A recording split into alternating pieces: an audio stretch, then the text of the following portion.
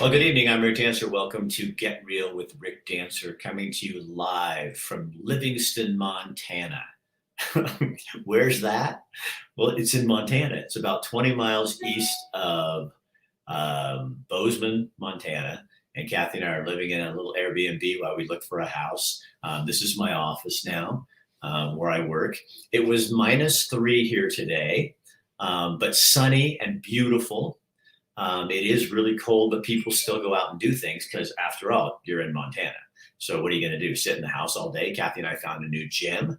Okay, so I got a really funny story for you. So we're in the gym and we're doing it, and there's 7 or 8 people in this spin class that we're doing, and we're talking, and I said my name and stuff like that. And then we start talking about what I do, and this one lady sitting behind me, and she goes, "Wait a minute. Are you Rick Dancer from Springfield, Oregon?" And I'm like, "Yeah." She goes, "My mother-in-law lives in Oregon and she follows you. And she's always telling us we should go watch your show and see what you're doing." In Livingston, Montana.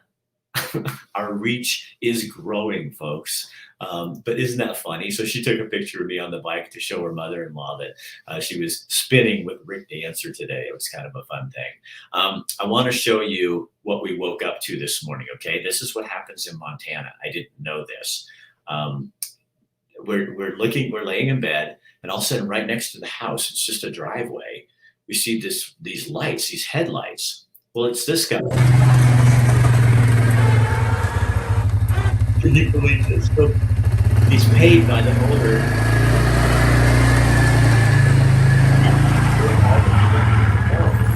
And he even does the stairway. He came up with a couple.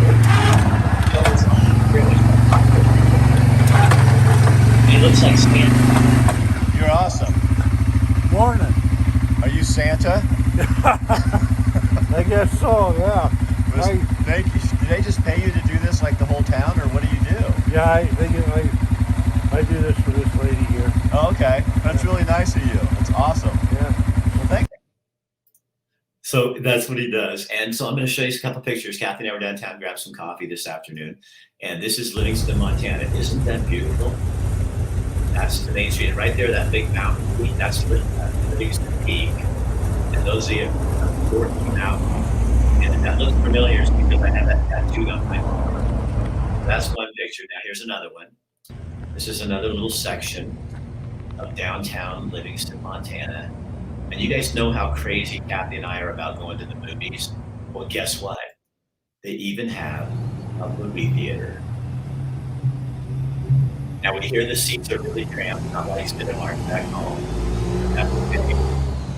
We're still going to be able to go to the movie. I'm important. There's the post office. And as you can see outside, it was an absolutely beautiful day. So what else was I going to tell you? I had a couple other things. That gym video, the lady at the gym, the snowman. No, I got everybody in. So we want to thank our sponsors today. One of those sponsors is Mercury Metal Design and Fabrication. That's the people. Oh, yeah, they are friendly guys. They make the coolest things. If you need anything made out of metal, they do high-tech stuff for all over the world. This is right in Eugene, Oregon. They will make anything that you need. They can help you design it, then they fabricate it, and then they make it for you so you have it. There's one of our sponsors. They love what we do. They love not always everything we talk about, just know what they believe in.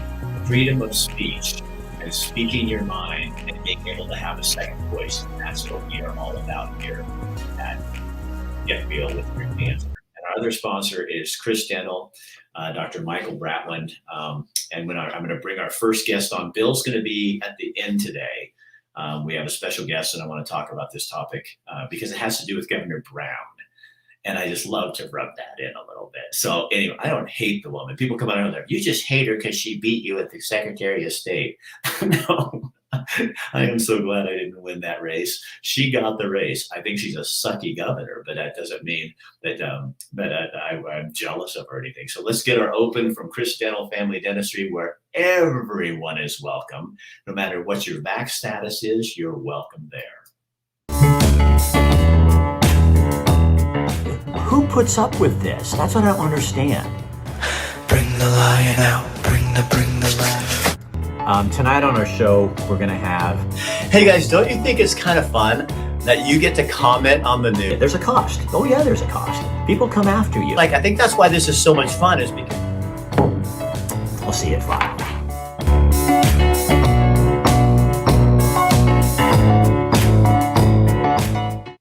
And just so you guys know, I have to get that off here. Here we go. That's the way you do it. The music that was on there, Unknown Adam, he's one of our viewers, and he creates music, and he said, I got a theme song for you. So he put a theme song together for me. Oh my God. I love people. They're so amazing. So many cool things happen. So now's our special guest. This is Monique Despain. She works with Kevin Mannix. Kevin is an attorney in Oregon, but he's run for governor. He's, I think, isn't he running for state representative or something right now too? Mm-hmm. And but Monique is the behind the scenes research person who basically does most of Kevin's work. I'm kidding, but you probably do. You do a lot of work with him. And so tonight we're going to talk a little bit about, whoa, that's my phone. Sorry. I got to turn that off. We're going to talk about Governor Brown and the clemency. So you guys are the law firm that filed the lawsuit for 2 district attorneys and a couple of families in town. And one of the district attorneys is Lane County's district attorney, Patty Perlow. Tell people the problem, Monique. Just go through, and there's no sense of me sitting here and trying to summarize it. You know this stuff like the back of your hand. Well, probably everyone in Oregon knows by now that Governor Brown has been releasing batches and batches of convicted criminals early from prison, some of them several years before they've completed their duly secured sentences. And so the district attorneys are officers of the state, the public safety officers, and they have, it is appropriate for them to raise this attention to the courts, along with the surviving victims of some terrible, all of them are surviving victims of loved ones who were murdered. So we had some of them on our show. Brian Akers, where his fiance was murdered. Yes. And there's so many hundreds of people, thousands are being affected, and communities are being affected by these early releases of felons. So what we filed was what's called a writ of mandamus, a request where the court will issue a writ that stops the misconduct or the unlawful behavior of these state officials, the governor, Department of Corrections, Director Peters, Department of Corrections, the Oregon Youth Authority, and the Oregon Board of Parole and Post-Prison Supervision. They're all part of the process. Really, the agencies are following the instructions of Kate Brown to release felons outside of the clemency laws. And we were talking earlier, clemency is sort of a catch-all, is the catch-all for pardons and commutations. A commutation is a shortening of a sentence. And Governor Brown has been shortening the sentences of over 1,000 felons that have already been released. And now 1,000. And you said, when you and I were talking prior to the show, that prior to that, she barely released anyone, barely did anything. Literally 1 year, there were no reductions, no commutations. And I was explaining to you that most of the pardons were where the felon had completed their sentence and they were out in the community and they were able to demonstrate that they had lived their lives as law-abiding citizens for several years. And so the pardon was just to remove that felony conviction from their record. So very few of those. No reductions in sentences. Maybe 1 year there were maybe 5, very few. And then in 2020, bam, she just went crazy with it. The first excuse, and I suppose maybe nobody would have paid attention if she had stopped at the COVID releases. Right. So one of our arguments is that she's violated the law by delegating her clemency power to somebody else. So explain how that works. So the governor is supposed to issue these person by person, and make the decision one at a time. It's an extraordinary power that's rarely used. Imagine all the resources that have gone into trying and convicting and placing someone in prison. It's not, they've had their opportunity to be heard. They've had defense attorneys, they've been prosecuted, and they're in prison. So the act of clemency is derived from the king's power in England. I mean, imagine some beleaguered person throwing themselves down before the king and begging for mercy. All right. Well, our U.S. president and the governors have clemency powers. So the governor in Oregon has that power, and it should be triggered by the inmate asking for forgiveness and showing remorse and showing rehabilitation and demonstrating also that somehow the sentence was unfair. Actually, they're supposed to exhaust all other remedies. If they say they're innocent, they need to go through the appeals. That there's all sorts of avenues if they think that the conviction is wrong. But this is after they've been duly convicted and they're serving their sentence. And if they can demonstrate some extraordinary circumstance to the governor that they should be released early, then it would be very the governor herself would look, all of our governors will look at that. They'll talk to the felon. They'll consider the input of the victims. They'll consider the entire criminal file. They'll listen to the input of the victims. The statute even requires they look at the pictures of the victims. Look at the bloody murder scene. None of that is happening now. But anyhow, that would be a very independent case by case by the governor. So she's supposed to do this each case by case, and they come to her. She issues this clemency, or that she applies. She applies. She even has an application in her office that you can get, that an inmate can get that application, and they're instructed on what kind of things they should be talking about. They're told that it's very rare, and here are the kinds of things that you might want to present to the governor for her consideration. And so she's finding the criminals to let out, and then she's putting a blanket thing and handing over the power really to the parole board. And this could go on long after she is gone from serving. So her curse continues to plague Oregon through the next administration and probably the one after that. She's very much into the power, and she wants to extend it beyond her office. Have you noticed that, Monique? I have. Queen Kate is kind of into the power thing. She doesn't want to apply any of this privileged power to the protection of our citizenry, to consider the victims. I was thinking how, just to experience the murder of a loved one or these violent crimes, that in itself is practically inconceivable, right? But imagine then that your government representatives are not on your side on that. Right. I mean, you're just don't even ask your opinion. No opinion, no concern for the pain. Tearing the scab off over and over. But to be told, our victim clients, the surviving victims, they're perpetrators. The proposed reduction in sentence is significant, 10 years off. Yeah. And you'll hear in the media from the other side, oh, well, what about forgiveness? And what about a second chance? Well, none of these all have, these life sentences is a minimum 25 years. Yeah. A minimum 25 years. But Kate Brown thinks that that's too long. And she'd like it to be shorter. So she'd like them to have an opportunity to persuade the parole board at 15 years. So that's cutting. And then, like you said, by delegating that decision to have the parole board, which has no jurisdiction over these individuals. Right. They lost jurisdiction. There's a law passed in November '89 that anyone sentenced after that actually is not within the jurisdiction of the parole board. So she's delegating. You can't. Number one, you cannot delegate that power. Number two, if you could to the parole board, the law prohibits it.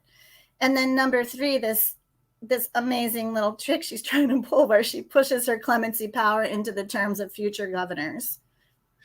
Carmen is writing on Kate Brown also made it illegal to post mug shots of arrested individuals. We have a site in Eugene on Facebook called Lake County Mugshots. I can't remember. One of the most popular sites in the whole county. Now they can't do it anymore because you can't put a mugshot out there. Right.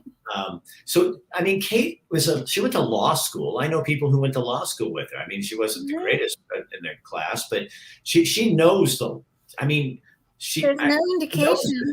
You can't do that. There's no indication that she went to law school, but or her advisors. I don't know what they're thinking. The law is very clear that there's a process, and district attorneys, first of all, that a convicted felon needs to apply. I mean, really, like self-recognition that you're ready to be considered would be the critical first step. And then the DAs who have applied all the resources and efforts to prosecuting that person should have a voice. They're required by law to. And then the district attorney is empowered to reach out to the victims and notify. It's all laid out in the statutes. So Connie says on here, it's not about forgiveness, it's about public safety. And I agree with you, Connie, but I think it's about one more thing. It's about the word that Kate and all of her fans love to throw out there. It's about justice.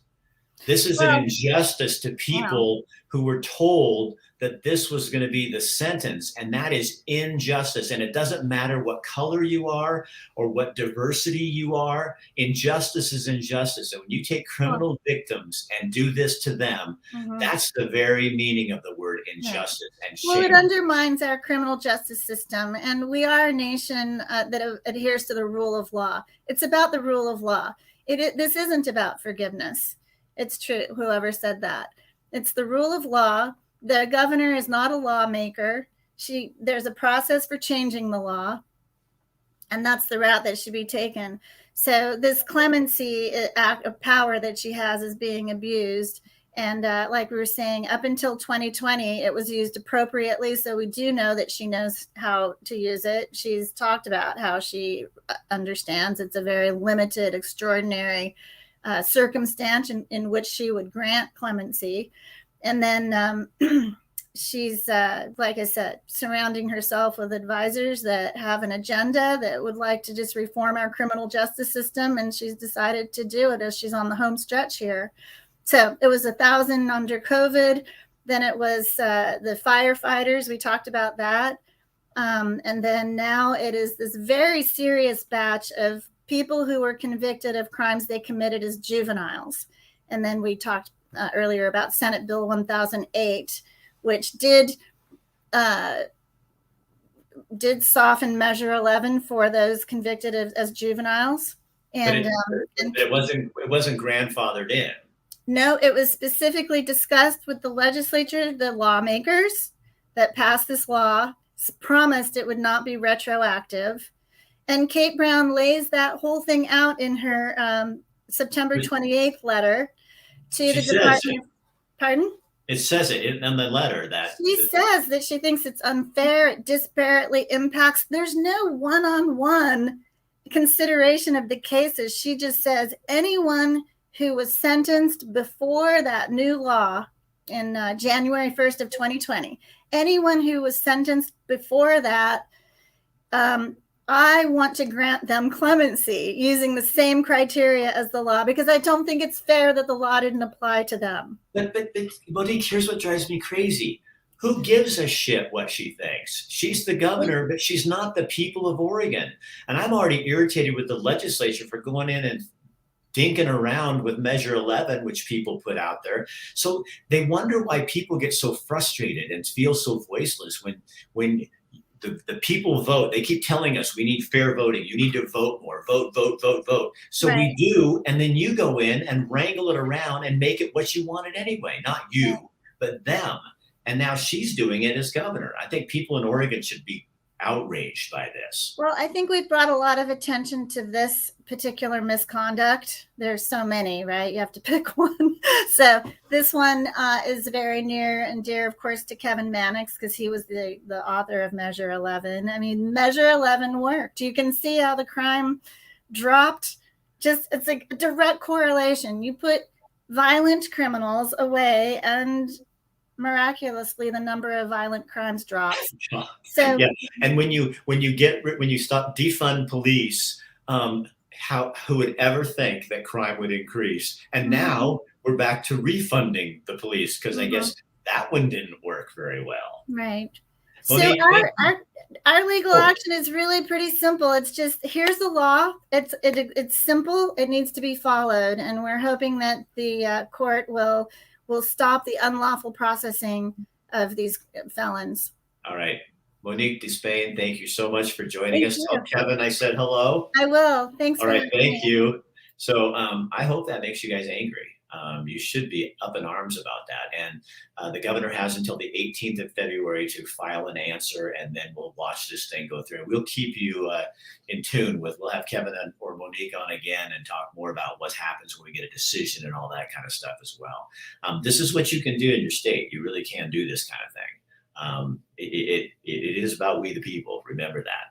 And I'm going to now toss it off to Bill. Let's find out some other things that can irritate us tonight. That's what Bill's going to do. Here we go. Good evening from the News Radio 1120 AM and 93.7 FM KPNW studios. I'm Bill London, and tonight we will try to answer the simple question: do native Montanans feel the same way about Oregonians that native Oregonians feel about Californians? Probably. All right, here's a look at some of the stories we're following. Well, this is a blockbuster study. It was a Johns Hopkins study that has been released, and it says, and I'm quoting them, ill-founded lockdowns did little to limit COVID deaths. That's pretty direct. The researchers say lockdowns had no noticeable effect on COVID mortality and had a, in their words, devastating effect on economies and social ills. Now, keep in mind that Johns Hopkins has been pretty much the gold standard for reporting on COVID numbers, COVID mortalities, and the like. As a matter of fact, most of major media has used Johns Hopkins as the go-to for information about COVID-19. The study is called A Literature Review and Meta-Analysis of the Effects of Lockdowns on COVID-19 Mortality. And it says lockdowns in Europe and the U.S. reduced COVID-19 deaths by 0.2%. They said that shelter-in-place orders were also ineffective, reducing COVID mortality by only 2.9%. The study said, quote, "We find no evidence that lockdowns, school closures, border closures, and limiting gatherings had a noticeable effect on COVID-19 mortality." The researchers wrote in the report, issued Monday. The study concluded that lockdowns are, quote, and are ill-founded and should be rejected as a pandemic policy instrument. They have contributed to reducing economic activity, raising unemployment, reducing schooling, causing political unrest, contributing to domestic violence, and undermining liberal democracy. The study was written by Jonas Herby, Lars Jonung, and Steve Hankey of the Johns Hopkins Institute for Applied Economics, Global Health, and the Study of Business Enterprise. The review argued that border closures had virtually zero effect on COVID mortality, reducing deaths by 0.1%. They did say, however, closing non-essential shops was likely the most effective intervention, leading to a 10.6% drop in virus fatalities. Their report said that this was probably due to shuttering pubs and restaurants where alcohol is consumed. School closures were linked to a smaller decrease, 4.4%. The researchers who deal in the field of economics originally identified 18,590 global studies into lockdowns, which they claim had to be whittled down to 24 to answer the research questions. But the costs of these draconian measures weren't minimal at all. They devastated the economy, pummeled the working class, fueled a youth mental health crisis, and led to record-breaking drug overdoses, worsened a crime wave, delayed life-saving medical treatments, and so much more, according to the report. And this report, by the way, does not tell the full story. And that is the story of children who spent a year or more in remote learning. That story and that question has been answered by the United Nations and confirmed by the World Bank. They both claim the missed learning will cost kids around the globe over $17 trillion in lost earnings during their lifetime globally. So how much is $17 trillion? That's 14% of the total global gross domestic product. 1.6 billion kids around the world have essentially had their pockets picked. So do you think that if someone publicly said at one point that lockdowns were useless, that kids were being harmed far more than helped by lockdowns, that those individuals saying that would have been canceled? Would they have been reviled by the legacy media as crackpots? Would they have gotten a pants on fire from so-called fact check? I'm going to boil this story down really to a pretty simple sentence. As adults, we were screwed. And as for our kids, they were victims of child abuse at the hands of bureaucrats. Remember how on December 17th, Governor Kate Brown was pushing Oregonians to get booster shots for COVID? The rah-rah goal was 1 million booster shots by February 1st. And how did that work out for the governor, who actively lobbied Oregonians that they needed to get a booster? Well, 504,000 people listened to her. Not really close. Okay, so let's talk about your legislature. We're into day 2 of the 35-day session, and we have talked before about a number of the bills that are going to be decided on, some of which may actually make it out of committee if they were sponsored by Democrats, and others that won't, namely the ones that have anything with an R as a sponsor. So we've told you that they've been discussing economic recovery and pumping your own gas. Well, now one of the bills they're looking at is discussing whether student athletes could get royalty payments if their name, image, or likeness is used on intercollegiate sports team jerseys, video games, or trading cards for profit. The chief sponsor of Senate Bill 1505 is Peter Courtney, the retiring Senate president. And he says college athletics is a billion-dollar industry. The bill has a public work session scheduled for tomorrow. The Senate Education Committee on Education, I like that, an Education Committee on Education, as opposed to an Education Committee on leisure time activities. They held a Senate bill hearing for 1521. That establishes job protections for school district superintendents. The measure was proposed because a number of superintendents in Oregon were fired in 2021 before the end of their contract, like Newburgh Superintendent Dr. Joe Morlock. According to Coquille School District Superintendent Tim Sweeney, in some communities, our superintendents and school boards are facing a backlash that is unlike anything experienced before. He says politics have distracted leaders from centering on the needs of their students. If this gets passed, school boards would be able to fire a superintendent without cause only if a number of very high bar conditions are met. Now, think about this for a second. School boards answer directly to their communities. If their communities elect a school board and that school board, which is directly answerable to the electorate, doesn't do what they say, well, what then? Isn't that why school boards are there? To fulfill the will of the people that elected them and put them there? And if they believe the superintendent needs to go, shouldn't they have the ability, without going through a bunch of bureaucratic hoops, to actually be able to relieve that superintendent of their duties? Just a thought.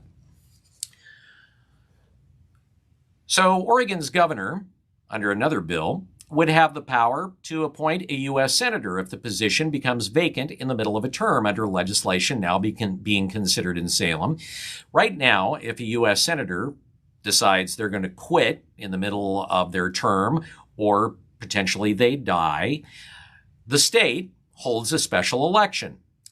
Democratic Representative Barbara Smith Warner from Portland, who chairs the House Rules Committee, has sponsored a bill saying that it would make the process the same as when statewide offices become vacant. She says the governor appoints a replacement of the same party, and then there's an election at the next general election. The idea saves you from having a special election. Republicans on the Rules Committee signaled their opposition to it, asking a very simple question. Why are we doing this now?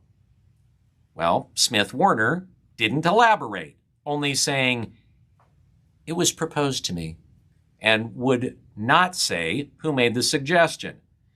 The legislation has now been submitted. Neither of Oregon's two U.S. senators, Jeff Merkley and Ron Wyden, both Democrats, have publicly given any indication of resigning their seats midterm, but the reason that they would want to do that is obvious. Because somebody would be appointed by the governor, likely from the same party, and then that person would be an incumbent and would have 2 years to start gathering money so that they could be elected outright by will of the people, giving them quite a head start. Oh, I'm going to finish with this. So the results of an independent poll released by Portland-based polling firm DHM Research provided an early look as to how voters may view former state senator Betsy Johnson, she was a Democrat, who gave up her party affiliation to run as unaffiliated. So DHM asked voters a number of questions about Johnson, who resigned her seat in December after 20 years of serving. A question was made about a race among a generic Democrat, a generic Republican, and Johnson. And in that, it showed her well behind, with the Democrat 31%, the Republican 22%, 11% in favor of Johnson, 36% were undecided. So then DHM asked another question, but it added more information, taking from Johnson's campaign site the way that she describes herself. And the results changed.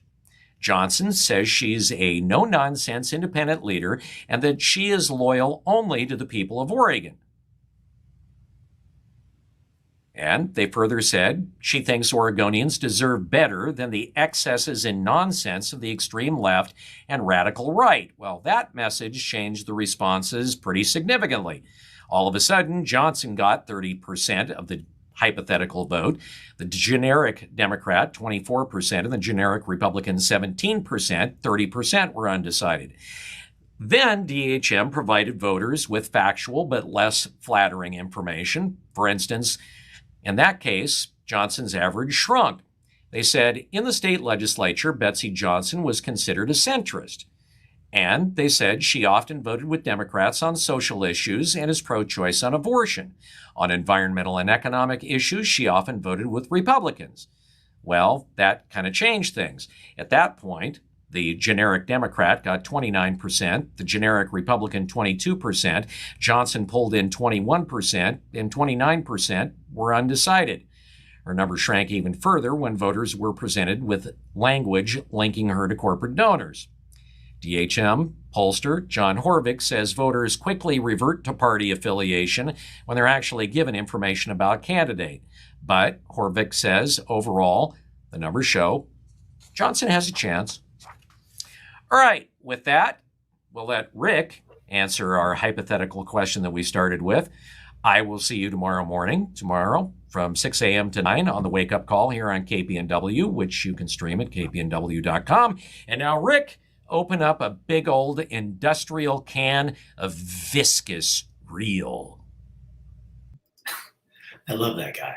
There's nowhere else you're going to hear straight up truth like that but Bill. So today's Groundhog's Day, or Groundhog Day.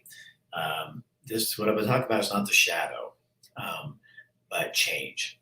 You know, we all have to find our way to change. And my hope for Oregon is that you, the voters of Oregon, will change. will not keep doing the same thing over and over and over again. As Republicans, you won't just vote for a Republican. As Democrats, you won't just vote for a Democrat, that you actually look into the candidates, because we've been doing this now for decades and it isn't working. We don't have leaders that look like the people of Oregon. What we have is leaders that look like the party, the unions, and the corporations that get them elected. So if you want change, you have to get involved. We have an apathetic state, a state that's been deluged in apathy. Just people don't even care anymore. People in Eastern Oregon, I'm not blaming them. And I was talking, tomorrow night, we're going to have Lake County Commissioner on our show, because Lake County is pushing heavily this idea of a greater Idaho. Why? Because they want to leave Oregon? No. But what they're tired of is Portland, Multnomah County, Clackamas County, and Washington County running the entire state, and they have no voice. And when you take the voice away from people for 30 or 40 years, they start getting really pissed and they want to do something about it. So they're hoping there's a huge change in Salem, but they're not buying it that's going to happen. So the side that the answer Z is, let's get the hell out of Oregon. Let's take Oregon and make it part of Idaho. And that's not the only county that's leaning that direction. There's like 14 of them. But Lake County is taking a special initiative, and we're going to talk with them about that tomorrow. Also tomorrow, Derek, no, what else we got on here? Oh, we're going to talk with a school district called Natural Discovery School.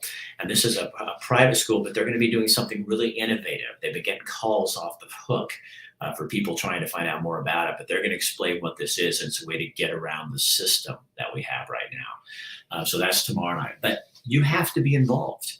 And for me, I had to move. And I'll tell you what, I'm finding so much peace being gone and still being involved in Oregon, but I don't have to be there. For some of you, you're called to stay there, but you have to participate in this thing and get involved. You can share this on your page, let other people know, and that this is where the rubber hits the road. And so you got to act and you got to do something. Man, I think I care more about Oregon now that I'm not there than I did when I was there. Now, I'm in Montana now, but I have deep inside of me that Oregon blood.